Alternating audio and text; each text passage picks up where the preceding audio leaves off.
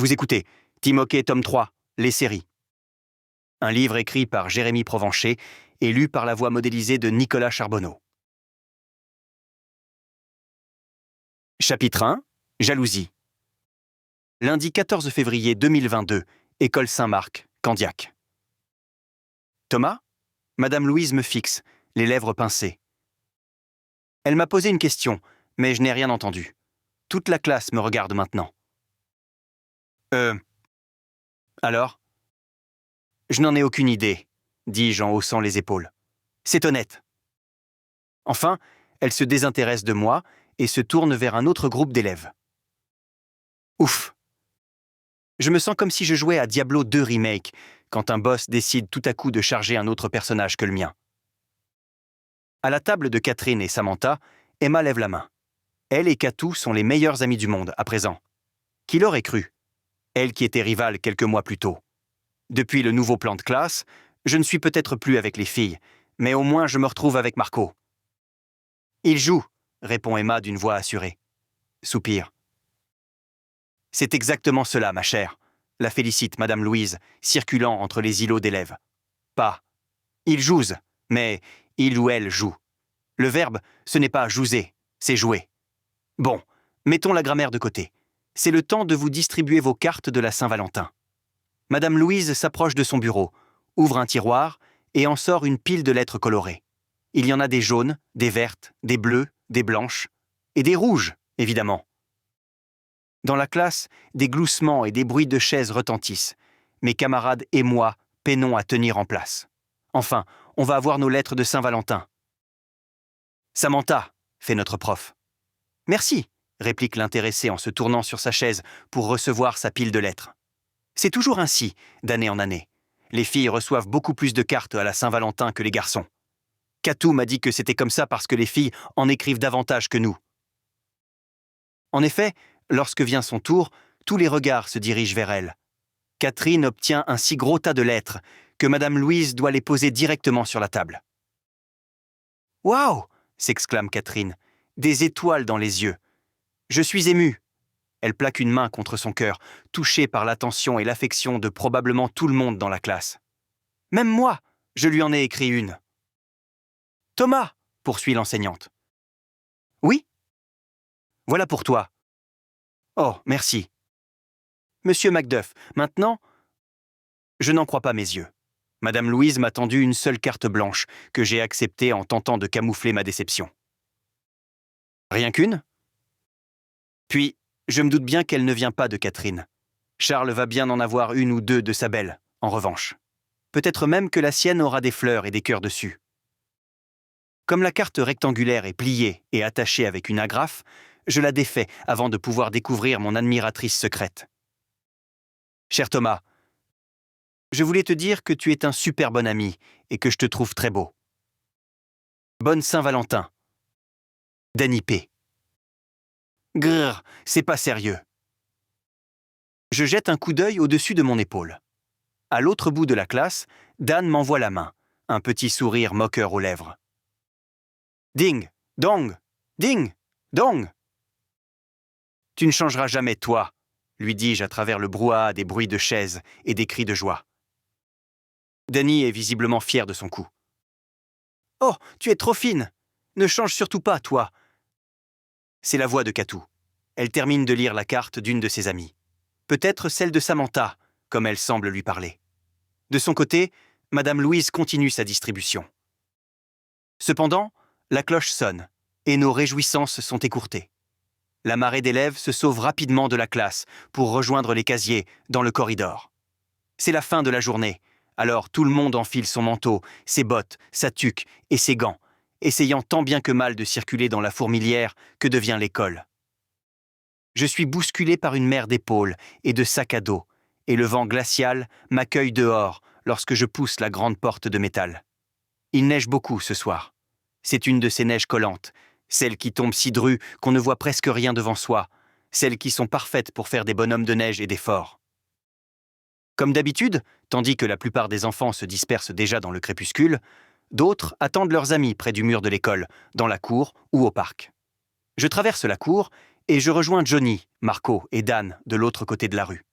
À quelques mètres devant nous, Catherine et Charlot marchent main dans la main. Mes pas craquent dans la neige, et Charles a dû m'entendre saluer les autres parce qu'il se retourne. Il se demande sûrement si j'ai l'intention de le rejoindre ou de rester avec les gars. Finalement, il sourit avant de revenir à sa blonde, et Katou et lui accélèrent le pas.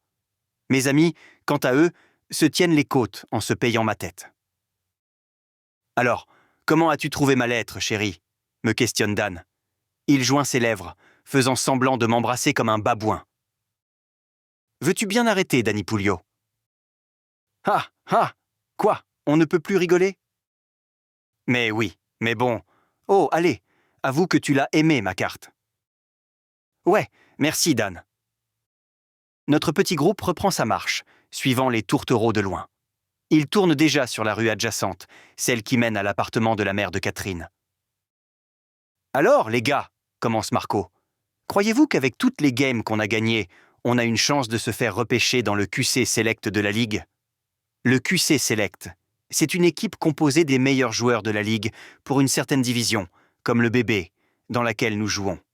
Durant les séries, les coachs peuvent remettre une liste d'un maximum de 8 joueurs qu'ils ont entraînés cette saison. Ensuite, des évaluateurs choisissent les champions de chaque équipe pour créer le QC Select. Les champions qui auront l'honneur de se rendre aux matchs régionaux afin d'affronter les meilleures équipes du Québec. Tout le monde rêve d'en faire partie, mais même moi, je sais bien que peu de joueurs ont la chance de s'y rendre. Danny Pouliot soupire avant de répondre. Au moins, on passe en 2e place au classement si on gagne samedi. Ouais, j'ai entendu Sylvain en parler dans la chambre l'autre fois, répond Marc-Olivier. C'est contre qui déjà ? Les Sieurs de Longueuil. Enfin, je crois. Ah, ils sont mauvais, eux, s'exclame Marco, dégoûté. Pas les mulettes, lâche Dan pour se plaindre. En chair et en poil, que je souffle. Terrassé, je me laisse choir contre le banc de neige au bord de la route. Il doit au moins faire 1,5 m de hauteur. Mes amis ont raison. Chaque année, Longueuil est une vraie équipe de casse-cou. Ses membres sont presque aussi bons que ceux de Sorel, l'équipe qui occupe toujours le premier rang de la Ligue. Dommage que les games de tournoi ne comptent pas. Et surtout, ils jouent 100 fois plus dangereusement. En début de saison, notre bagarreur s'est blessé lors de notre partie contre Longueuil. D'ailleurs, où est-il, celui-là ? Il marche un petit bout avec nous, d'habitude. Espérons qu'il joue au hockey plus qu'au football, cette fois, continue Danny. Ce sont quand même les séries, les gars. Allez, tu viens, Tom ? Je suis tellement bien, au chaud dans mon capuchon de laine et de toile, mais aussi collé au bloc de neige sale et de glaçons que je ne pensais plus à rien. Un instant. Il n'y avait plus que moi, et l'écran de neige, et mon visage mouillé. Je me lève, des visages de filles d'une autre classe qui nous ont rattrapés, et je cours rejoindre mes amis. « Alors, on joue à Ninja Feu ?» nous interroge Marco. Debout au sommet d'un autre banc de neige, il enlève son gant afin de le secouer. Ninja Feu, c'est un jeu où on ne doit pas toucher le sol. Le meilleur temps de le pratiquer, c'est en hiver, comme aujourd'hui. Nous sautons de montagne en montagne, avalant parfois des stationnements au complet d'un seul bond. Moi, je suis game, acquiesce Dan. Ce dernier monte à l'assaut de la colline de cristaux, blanc et gris, suivi de Johnny. Pour ma part, le jeu ne me tente pas. Je suis crevé. Et puis, au bout de la rue, les silhouettes de Charlot et Katou s'estompent. Les draps de neige sont si épais que j'ai l'impression qu'ils me gomment la vue. « Je voudrais bien, les gars, mais je reste par là, » dis-je en pointant la rue suivante du pouce. « D'accord, perdant, » m'insulte Marco. Il sourit et tourne les talons. Par la suite, Marc-Olivier prend son élan et saute sur la prochaine montagne. « Salut !» s'écrie Johnny en levant un bras avant de l'imiter. « À demain, mec !» hurle Dan, excessif. On l'entend dans tout le voisinage, probablement. Il est sans doute motivé par son tour à Ninja Feu. Mais quand même, on devrait prévenir tout le monde. Coucou, les gens, l'école est finie et Danny Pouliot a été relâché dans la nature. Criez si vous voyez quelque chose. Merci pour la carte, Dan. À demain, les gars. Je n'attends pas que mes amis disparaissent. Je fonce droit dans la tempête pour rattraper Charles et Katou. Il ne faut pas que j'oublie de leur demander s'ils veulent faire équipe avec moi pour le travail en univers social. Il neige si fort que leurs traces de pas ne sont presque plus visibles. Toutefois, Charles doit bien la laisser chez elle, comme à chaque jour. Chapitre 2 Kourou. Lundi 14 février 2022, Candiac. Arrivé au bout de la rue, je continue de courir, mais dans leur direction, cette fois. Ils sont là, devant le bâtiment à logement de la mère de Catherine. Tout à coup, je ralentis. Ils ont l'air de se chicaner. Catherine a les bras levés et elle crie après Charles, vraisemblablement hors d'elle, tandis qu'il l'écoute, les poings serrés. Juste parce que tu ne voulais pas qu'ils nous suivent. Puis, les têtes se tournent et mes amis comprennent que je suis là. Le silence est lourd. La tempête souffle et les flocons nous enveloppent dans leur cirque. Vous ne parliez pas de moi, j'espère ? Que je demande, haletant. Les traits tirés de leur visage répondent à ma question. Ils parlaient effectivement de moi. Mais pourquoi ? Oui, on parlait de toi, réplique sèchement Charles. Katou, elle, a les larmes aux yeux. Je n'ai jamais voulu ça. Je n'ai jamais voulu détruire votre amitié. Je suis tellement désolé. Je rentre pour ce soir, au cas. Elle hoche la tête frénétiquement, la lèvre tremblante. C'est ce que je te disais, tu vois, lui lance Charlot d'un ton colérique. Il se tourne vers moi et plante son regard dans le mien. Quant à elle, Katou monte l'escalier qui mène au vestibule de l'immeuble résidentiel et ouvre furieusement la porte. Arrête, Charles, j'en ai assez entendu pour aujourd'hui, tranche-t-elle, en replaçant la courroie de son sac à dos. Bonne nuit. Tu lui disais quoi, au juste ? Dis-je, en fronçant les sourcils. Que tu te mêles toujours de nos affaires et que c'est fatigant. Pour moi, en tout cas. Mais Catherine pense le contraire. Tu l'as bien vu. Sa voix se fait plus douce. Je ne sais pas ce qui lui a pris. Je ne comprends pas. S'il était en colère un instant plus tôt, mon ancien meilleur ami a soudain l'air vulnérable. Qu'est-ce qui se passe ? Je ne sais pas, soupire-t-il en reprenant sa marche. Désolé, Tom, mais j'ai besoin d'être seul avec elle parfois, et...